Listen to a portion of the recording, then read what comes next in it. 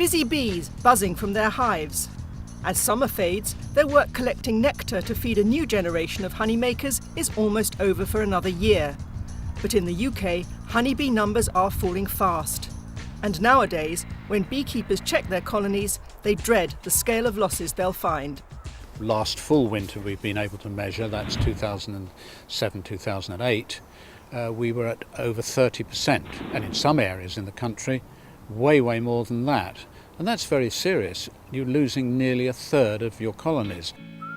The decline led to a 50% drop in home-produced honey, which ran out in the shops by Christmas last year. But there's a great deal more at stake than a tea-time treat when it comes to the health of bees.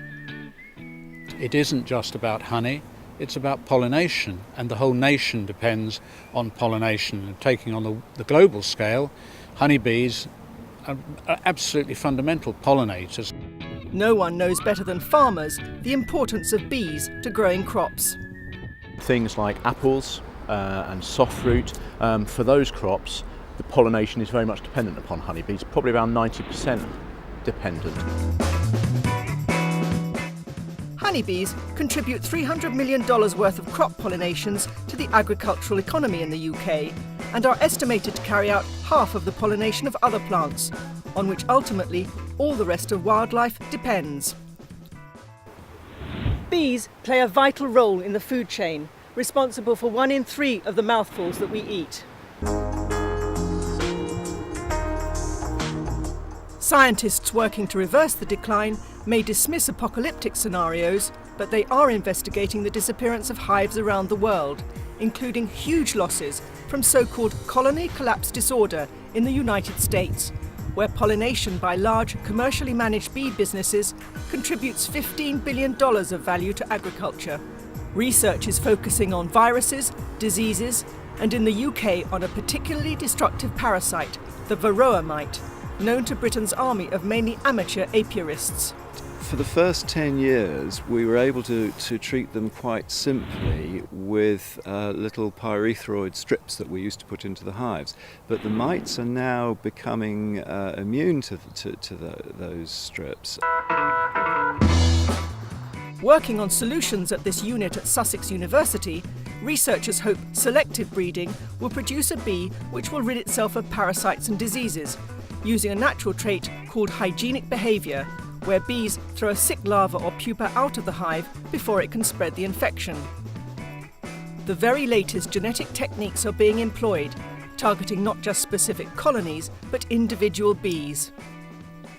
By actually observing their hygienic behaviour and then looking at the genotype of those bees, looking at their DNA, we can hopefully speed up the breeding process, and that technique should be applicable elsewhere in the world.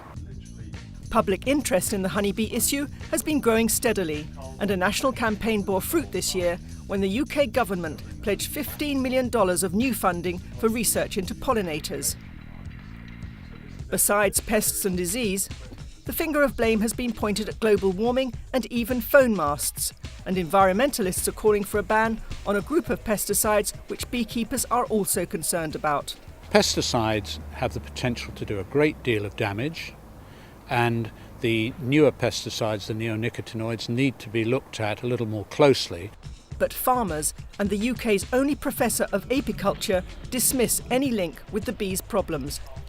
Where insecticides are used correctly, they do not cause major problems. In Britain, for the last 5 years, we've not had a single reported incident of a major pesticide kill caused by insecticides on honeybees.